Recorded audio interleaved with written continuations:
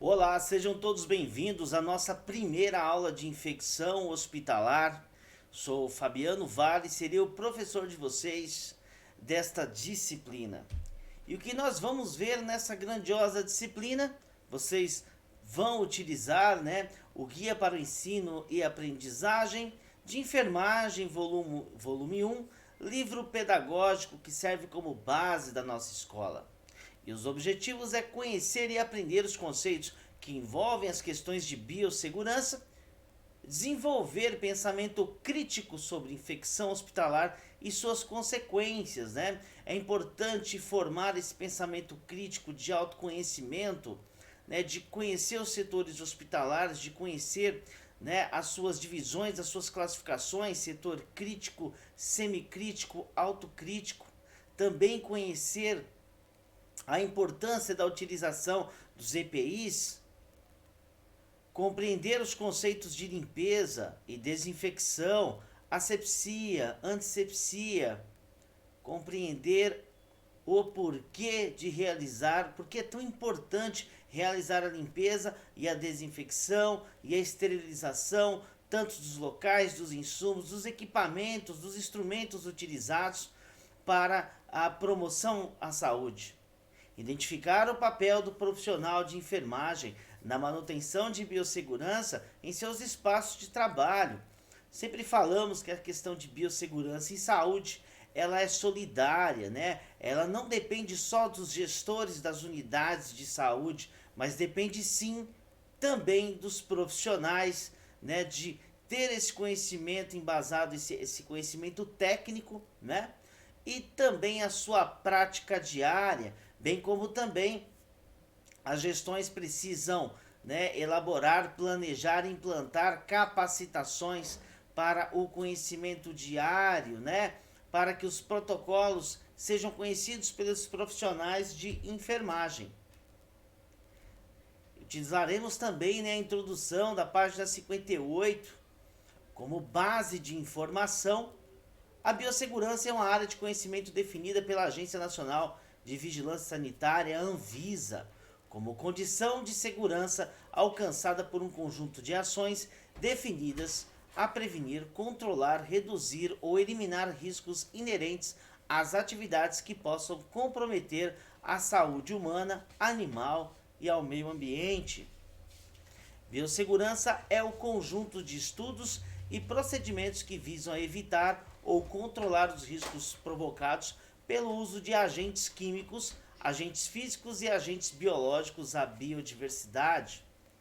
Outra definição nessa linha diz que a biossegurança é o conjunto de ações voltadas para a prevenção, minimização ou eliminação de riscos inerentes às atividades de pesquisa, produção, ensino, desenvolvimento tecnológico e prestação de serviços, visando a saúde do homem, dos animais, a preservação do meio ambiente e a qualidade dos resultados. Biossegurança é de fundamental importância em serviços de saúde, não só por abordar medidas de controle de infecções para a proteção da equipe de assistência e usuários da unidade, mas por ter um papel importante na promoção da consciência sanitária na comunidade onde atuam os profissionais da saúde, como também da proteção e preservação do meio ambiente. A biossegurança em saúde contribui substancialmente para a qualidade, promoção e proteção à saúde assegurados nos princípios básicos do SUS.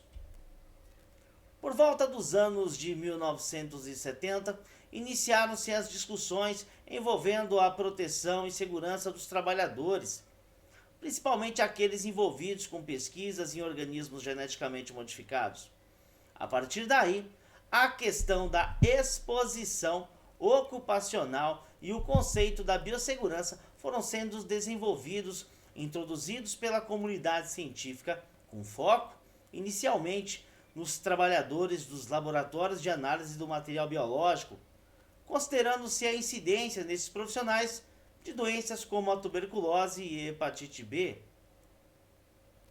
Sabe-se que, em grande parte dos cenários de prestação de cuidados de enfermagem, negligenciam-se as normas de biossegurança.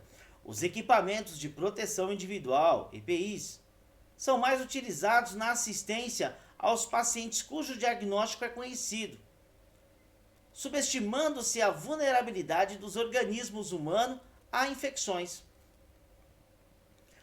O recomendável é que o trabalhador proteja-se sempre que tiver contato com material biológico. E também durante a assistência cotidiana aos pacientes, independente de conhecer o diagnóstico ou não, utilizando-se, portanto, das precauções universais padrão.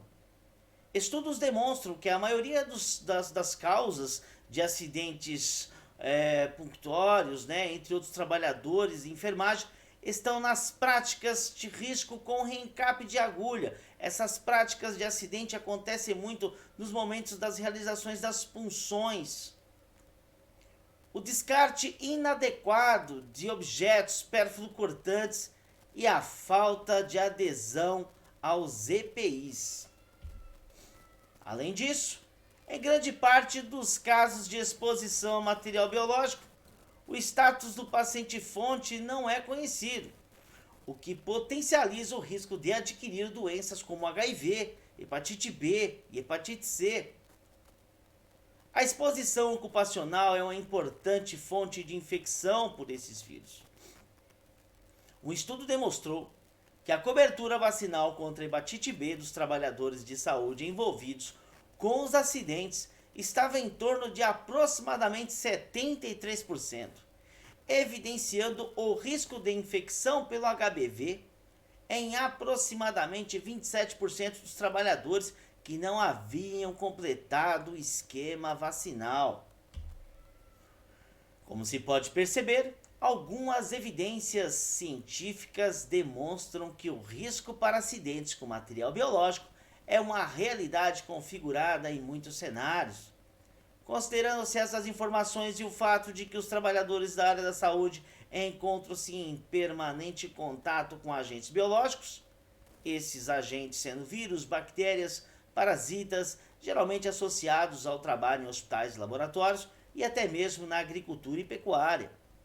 É fundamental, portanto, a observância dos princípios de biossegurança na assistência aos pacientes e no tratamento de seus fluidos, bem como no manuseio de materiais e objetos contaminados em todas as situações de cuidado e não apenas quando o paciente-fonte é sabidamente portador de alguma doença transmissível. Tá aí, então, a importância do uso dos EPIs e tá aí a importância do conhecimento técnico adquirido, né, na biossegurança em saúde, a importância da utilização de EPIs. Tanto as unidades de saúde como os gestores têm por obrigação de fornecer capacitação aos profissionais de saúde, mas também os profissionais de saúde têm a sua obrigatoriedade de utilizar esses EPIs. Neste panorama é instituída a norma regulamentadora, a NR32 do Ministério do Trabalho e Emprego, que trata da segurança e saúde do trabalho em serviços de saúde, com o objetivo de agrupar o que já existe no país em termos de legislação e favorecer os trabalhadores da saúde em geral, estabelecendo-se diretrizes para a implementação de medidas de proteção à saúde e segurança dos mesmos. Esta norma trata dos riscos biológicos, dos riscos químicos, das radiações ionizantes e dos resíduos, das condições de conforto por ocasiões das refeições, das lavanderias, das limpezas e conservação e da manutenção de máquinas, manutenções que nós podemos ainda citar as calibragens, né? E equipamentos em serviço que prestam assistência à saúde. Infecção hospitalar, portaria número 2616 de 12 de maio de 1998. O Ministério do Estado da Saúde, no uso de suas atribuições, lhe confere o artigo 87, inciso 2 da Constituição e, considerando as determinações da Lei 9.431, de 6 de janeiro de 1997, que dispõe sobre a obrigatoriedade da manutenção pelos hospitais do país de programa de controle de infecções hospitalares, considerando que as infecções hospitalares constituem risco significativo à saúde dos usuários dos hospitais e sua prevenção e controle envolve medidas de qualificação de assistência hospitalar, da vigilância sanitária e outras, tomadas no âmbito do Estado, do município e de cada hospital atinentes a seu funcionamento. Considerando que o capítulo 1 do artigo 5, inciso 3 da Lei 8080, de 19 de setembro de 1990, estabelece como objetivo a atribuição do Sistema Único de Saúde, o SUS, a assistência às pessoas por intermédio de ações de promoção, proteção e recuperação da saúde, com a realização integrada das ações assistenciais e das atividades preventivas. Considerando que no exercício da atividade fiscalizadora os órgãos estaduais de saúde deverão observar, entre outros requisitos e condições, a adoção pela instituição prestadora de serviços de meios de proteção capazes de evitar efeitos nocivos à saúde dos agentes, clientes, pacientes e dos circunstantes. Decreto 77.052/19 de 76, artigo 2, inciso 4. Considerando os avanços técnicos científicos, os resultados dos estudos brasileiros da magnitude das infecções hospitalares, avaliação das qualidades das ações de controle de infecção hospitalar, o reconhecimento mundial destas ações com as quais que implementam a melhoria da qualidade da assistência à saúde, reduzem os esforços, problemas, complicações e recursos. Considerando as necessidades de informações e instrução oficialmente constituída para respaldar a formação técnico-profissional, resolve expedir na forma dos anexos 1, 2, 3, 4 e 5 diretrizes e normas para a prevenção e o controle das infecções hospitalares.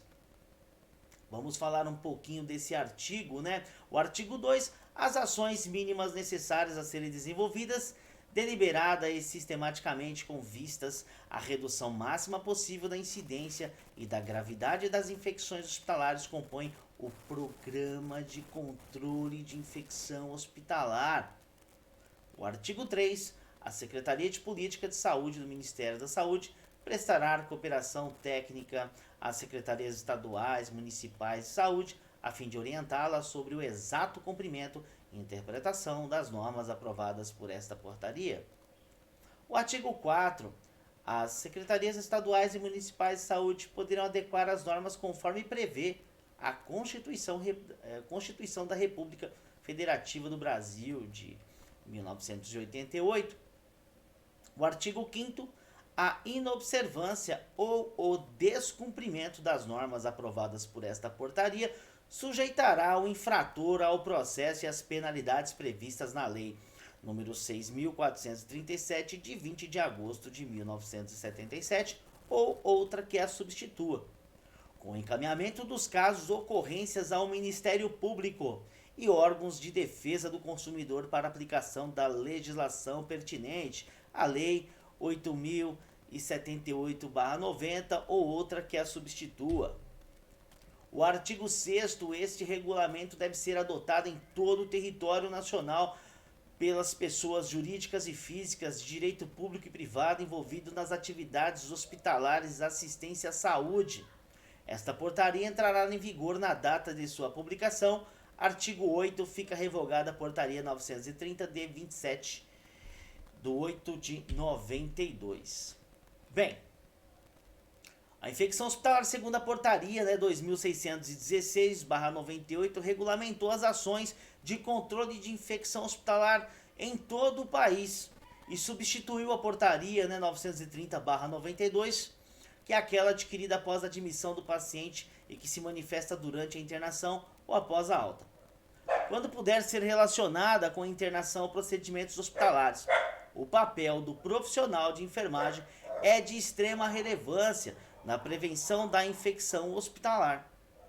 Para que uma infecção seja classificada como hospitalar, é necessário observar alguns critérios a saber. Bom, agora aqui nós já vamos entrar nos critérios que tangem no que é considerado infecção hospitalar e sua classificação.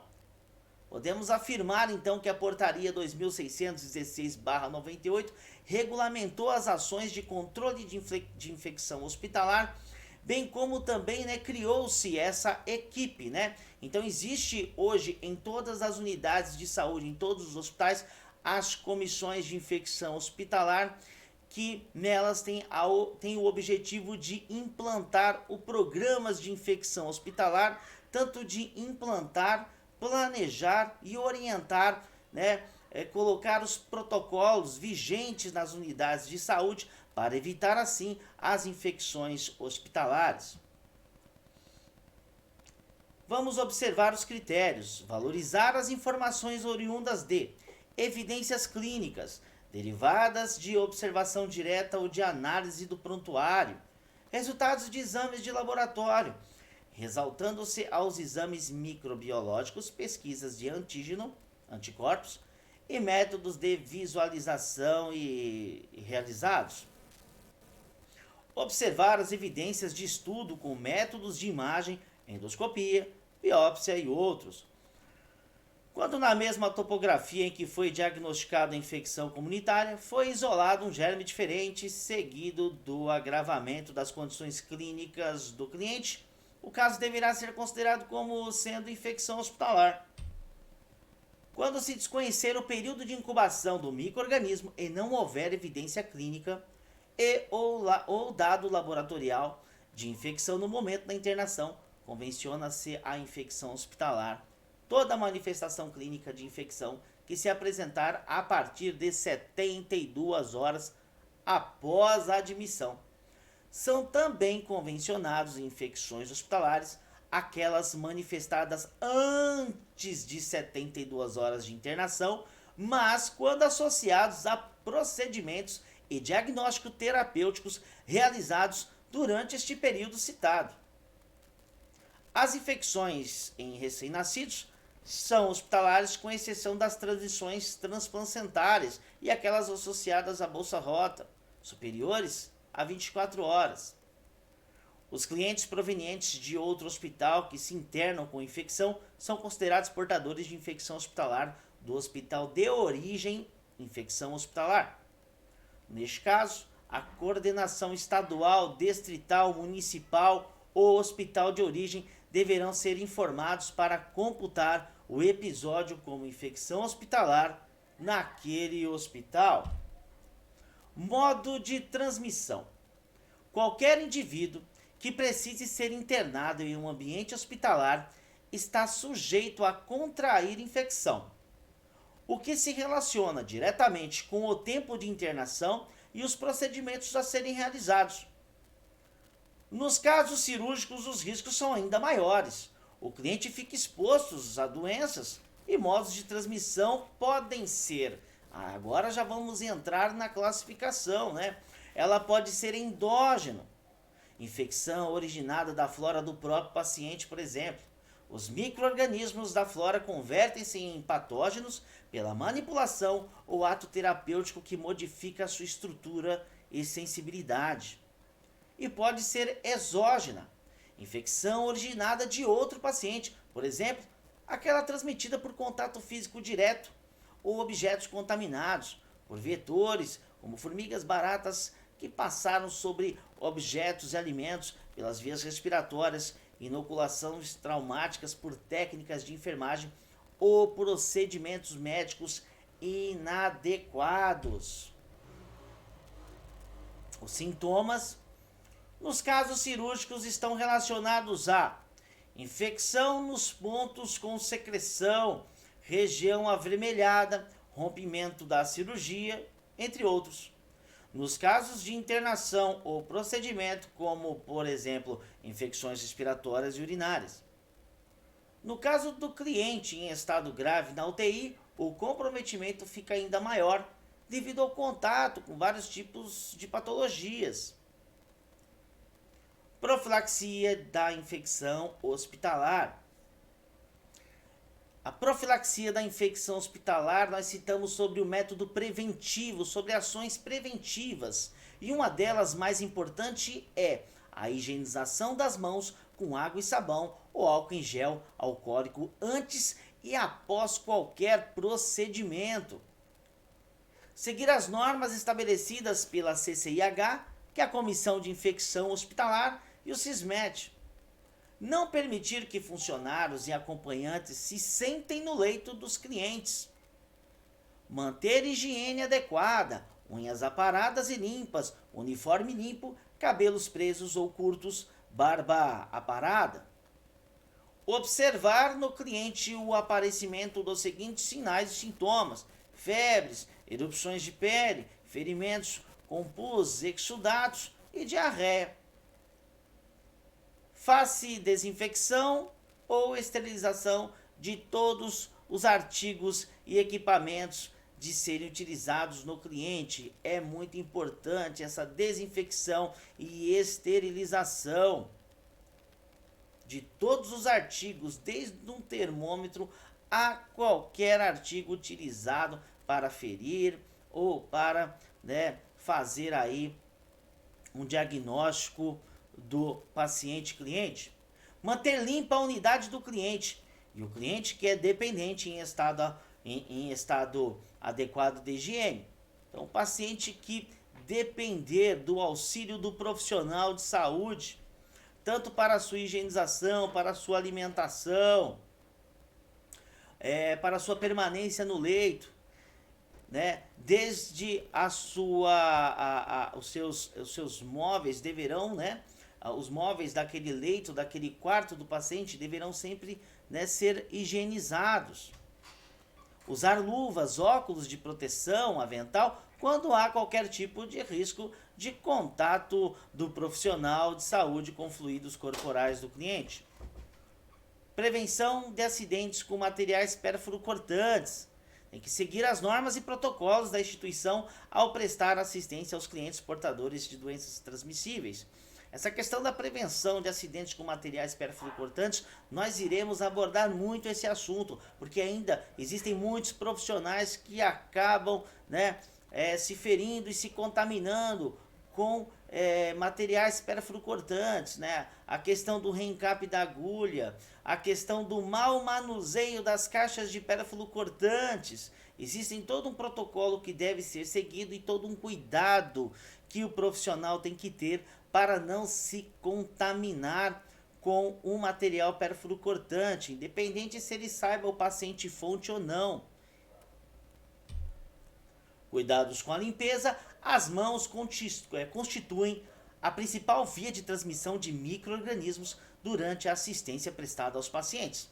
A pele é um possível reservatório de diversos micro-organismos que podem se transferir de uma superfície para outra, por meio de contato direto, pele a pele, ou indireto através do contato com objetos e superfícies contaminadas. É a medida individual mais simples e menos dispendiosa para prevenir a propagação das infecções relacionadas à assistência à saúde. Recentemente, o termo lavagem de mãos foi substituído por higienização das mãos, devido à maior abrangência deste procedimento. O termo engloba desde a higienização simples até a antisepsia cirúrgica das mãos. Lembrando que as nossas mãos possuem uma microbiota. Cada um de nós possuímos a microbiota de nossas mãos. Então é muito importante esse procedimento das lavagens de mãos. Antes de assumir o plantão, antes mesmo de fazer qualquer procedimento, antes mesmo até de calçar as luvas, veremos mais à frente os momentos das lavagens de mãos, que hoje é chamado de higienização das mãos. Isso é dito como um dos assuntos mais importantes das unidades hospitalares. E para que higienizar as mãos? Remoção de sujeira, suor, oleosidade, pelos, células escamativas e micro-organismos da pele, interrompendo a transmissão de infecções vinculadas ao contato. Prevenção e redução das infecções causadas pelas transmissões cruzadas. Isso é um dos maiores propagadores de infecções dentro dos setores das alas onde os pacientes ficam internados. Essas infecções cruzadas, quando o profissional acaba não fazendo as higienizações das mãos ou às vezes não utilizando o EPI certo, não obedecendo o protocolo do CCIH, acaba então culminando nas transmissões cruzadas. Isso é muito grave, trazendo, né, um prejuízo muito grande à saúde do cliente paciente. Para a higienização das mãos, utiliza-se água e sabão, preparação alcoólica e antisséptica, de acordo com a situação a saber. Água e sabão ao iniciar o turno do trabalho, após ir ao banheiro, antes e depois das refeições, antes do preparo de alimentos, antes do preparo e da manipulação de medicações. Preparação alcoólica antes do contato com pacientes para evitar a transmissão de micro-organismos oriundos das mãos dos profissionais de saúde. Após o contato com pacientes para a proteção dos profissionais e das superfícies e objetos imediatamente próximos a ele, evitando a transmissão de micro-organismos do próprio paciente. Antes de calçar as luvas para a inserção de dispositivos invasivos que não requeram preparo cirúrgico. Após o risco de exposições de fluidos corporais, ao mudar de um sítio corporal contaminado para o outro, podendo ser limpo, durante o cuidado ao paciente, como troca de fraldas, subsequente manipulação de catéter intravascular. Essa questão do sítio corporal é muito importante. Às vezes o profissional, ele fez a sua higienização das mãos, calçou a luva, fez o procedimento em determinado local, em determinado, né, sítio corporal do cliente paciente. E aí ele foi mexer em outra parte, foi mexer no equipo, foi ver se a punção venosa está apresentando algum sinal flogístico, e aí ele levou aquele sítio, né, de uma flora bacteriana de um local para o outro. Então é importante também esse cuidado para não levar, né, micro-organismos de um sítio corporal para um outro. Após o contato com objetos ou superfícies imediatamente próximas ao paciente, por exemplo, manipulação de respiradores, monitores cardíacos, trocas de roupas de cama, ajustes da velocidade da infusão de solução endovenosa, antes e após a remoção das luvas sem talco, outros procedimentos tais como manipulação de invólucros de materiais esterilizados. Observações importantes sobre luvas. Devem ser usadas somente quando indicadas. Usar antes de entrar em contato com sangue, líquidos corporais, membranas, mucosas, pele não intacta e outros materiais potencialmente infectantes. Trocar de luvas sempre que entrar em contato com outro paciente. Trocar as luvas durante o contato com o paciente se for mudar de sítio corporal contaminado para um outro limpo. Acabamos de citar isso. Nunca tocar desnecessariamente superfícies e materiais, tais como telefone, maçanetas e portas, quando estiver com luva. Então, vai entrar no leito, vai fazer o procedimento com o seu paciente cliente, tem que levar todo o material e insumo necessário. Observar a técnica correta da remoção das luvas para evitar as contaminações das mãos. Seu uso não substitui a higienização das mãos. Então não é só porque colocou luva que o ato de tirar não quer dizer que não precisa higienizar as mãos, como nós falamos, antes e após qualquer procedimento. Uso de antissépticos. Estes produtos associam detergentes com antissépticos e se destinam à higienização antisséptica das mãos e desgermação da pele. Devem ser utilizados nos casos de precaução de contato recomendados para pacientes portadores de micro-organismos multiresistentes e nos casos de surto. Desgermação da pele no pré-operatório antes de qualquer procedimento cirúrgico. Indicado para toda a equipe cirúrgica. Antes da realização de procedimentos invasivos, tais como inserção de catéteres, intravascular central, punções, drenagens de cavidades, instalações de diálise, pequenas suturas, endoscopias e outros. Descontaminação, a eliminação parcial ou total de micro-organismos de materiais ou superfícies inanimadas. Temos a antisepsia, eliminação de micro-organismos da pele, mucosa ou tecidos vivos com auxílio de antissépticos, substâncias microbiocidas ou microbiostáticas. Asepsia, métodos empregados para impedir a contaminação de determinado material ou superfície. Limpeza, remoção mecânica ou química de sujidades em geral. Pode ser oleosidade, umidade, matéria orgânica, poeiras, entre outros, de determinado local. Desinfecção é a eliminação de micro-organismos, exceto os esporulados, de materiais ou artigos inanimados, através de processo físico ou químico, com auxílio de desinfetantes. Esterilização, a destruição de todos os micro-organismos, inclusive esporulados, através de processo químico ou físico. Todo o processo de limpeza, sendo desinfecção e esterilização de materiais, devem ser centralizados em um local especial, uma sala de tratamento de materiais. Portanto, após a cada atendimento, todos os materiais utilizados devem ser levados para a sala de materiais para o seu adequado processamento. E aí nós temos as nossas salas, né? Os nossos centros de materiais de esterilização, os famosos e conhecidos CME. Limpezas de materiais. Antes da desinfecção ou esterilização de qualquer tipo de material, é fundamental que seja realizada uma adequada limpeza para que o resíduo de matéria orgânica que possa ficar presente nos materiais não interfiram na qualidade dos processos de desinfecção e esterilização. As centrais, as CMEs, elas costumam ficar, essas centrais de salas de esterilização, elas costumam ficar às vezes no térreo, né, ou no subsolo de grandes hospitais, porque utilizam grandes equipamentos e necessitam de grandes espaços, né? Então é um espaço todo dividido entre área suja e área limpa, e os equipamentos que são as grandes autoclaves, que chegam a pesar em torno aí até de 1 tonelada. A limpeza desses materiais pode ser realizada através de métodos mecânicos, físicos ou químicos. Durante a limpeza mecânica é fundamental uma vigorosa escovação dos materiais com auxílio de sabão e escovas de diferentes formatos. As escovas também devem sofrer processo de limpeza e desinfecção. E para uma adequada descontaminação, as escovas podem ser mergulhadas em hipoclorito de sódio a 1% em recipiente plástico durante 30 minutos, posteriormente enxaguadas e secas. Devem ser utilizadas barreiras de proteção pelos profissionais que exercem a limpeza dos materiais.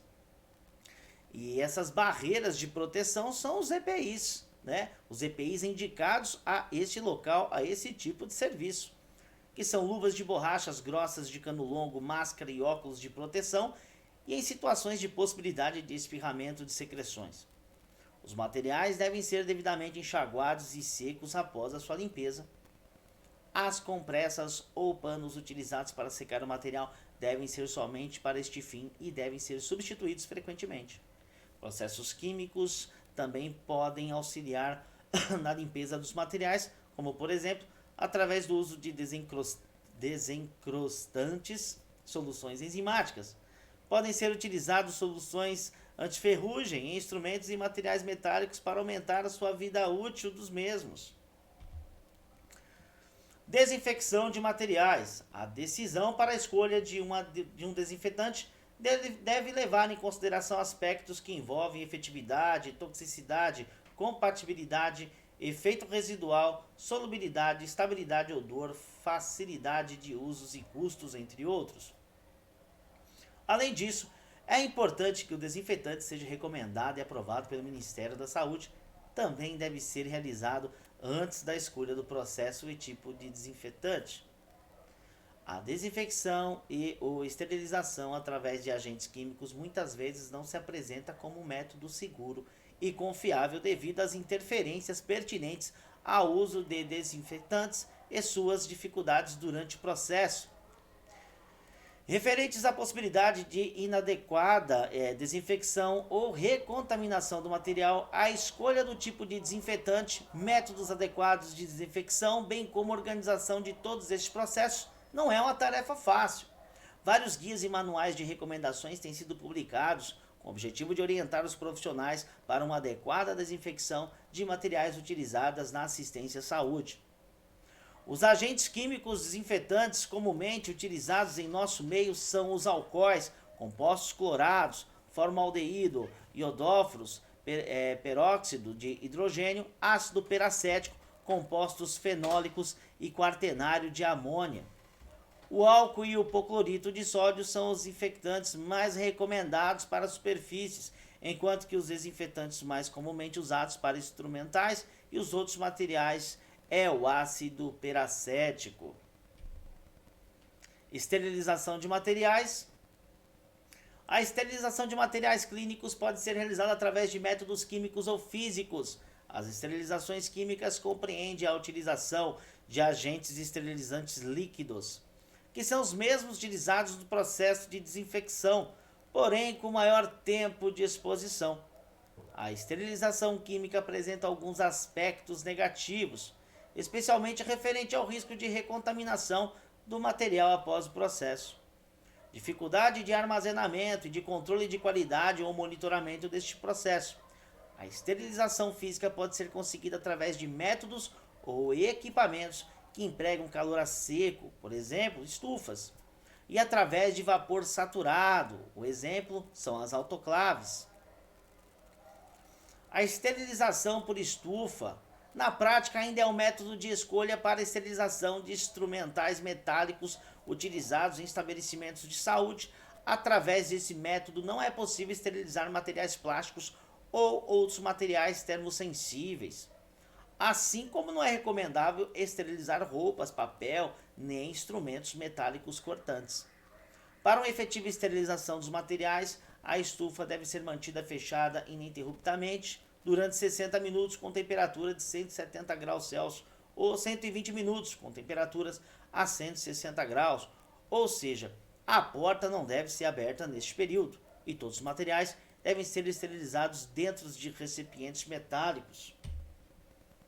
É importante colocar um pedaço de fita adesiva marcadora para a estufa na tampa das cubetas e fitas comum constante, identificação do material e data da esterilização. Os materiais esterilizados em estufas poderão ser armazenados para posteriores utilizações, desde que as cubetas não sejam abertas e recontaminadas. Esterilização através da autoclave a vapor. A esterilização por autoclave a vapor tem se apresentado como o método que reúne mais vantagens para o tratamento de instrumentais clínicos nos últimos anos. As vantagens deste método baseiam-se na sua maior segurança, menor dano aos materiais e menor tempo despendido. A desvantagem encontra-se na impossibilidade de esterilização de materiais termosensíveis ou não resistentes ao calor, como por exemplo materiais plásticos delicados. A esterilização através de vapor sob pressão pode ser realizada em diferentes ciclos, com diversidade de tempo e temperatura, dependendo do tipo, tamanho e marca da autoclave e dependendo dos tipos de instrumentais e materiais, invólucros e tamanho dos pacotes. Os ciclos mais comumente utilizados são de 3 a 4 minutos a 134 graus e esterilização flash, 15 minutos a 134 e 30 minutos a 121 graus. Apesar de existirem algumas controvérsias sobre a esterilização em ciclos rápidos, esta ainda permanece sendo bastante adotada para instrumentais. Todos os materiais devem ser esterilizados dentro de pacotes pequenos, utilizando embalagens de papel chamado papel grau cirúrgico. Os pacotes devem ser fechados com fita adesivas comum e hoje em dia que é o mais utilizado são seladoras automáticas, contendo identificação do material e data de esterilização. Os pacotes devem ser colocados dentro da autoclave, deixando espaços entre eles, permitindo a circulação do vapor, e as embalagens de papel cirúrgico não devem ser utilizadas mais de uma vez.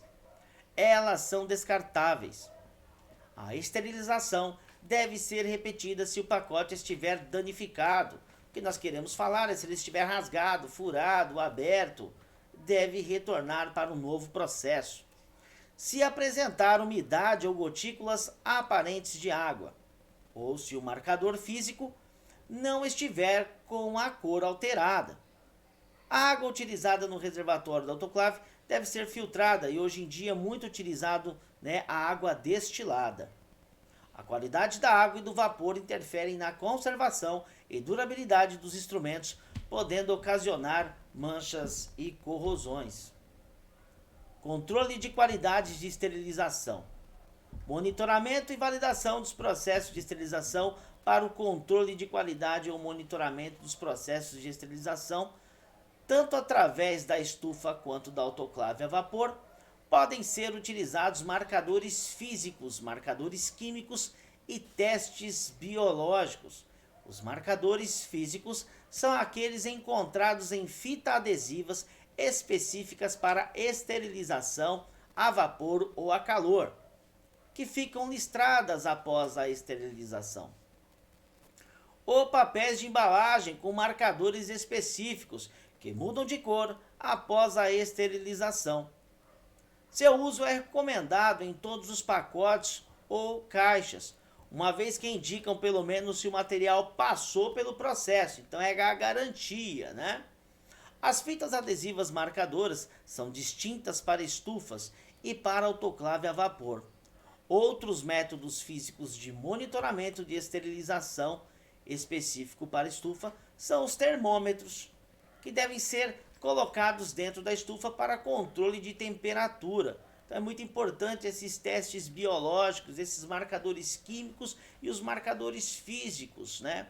Até para garantir, né, que esse material foi esterilizado.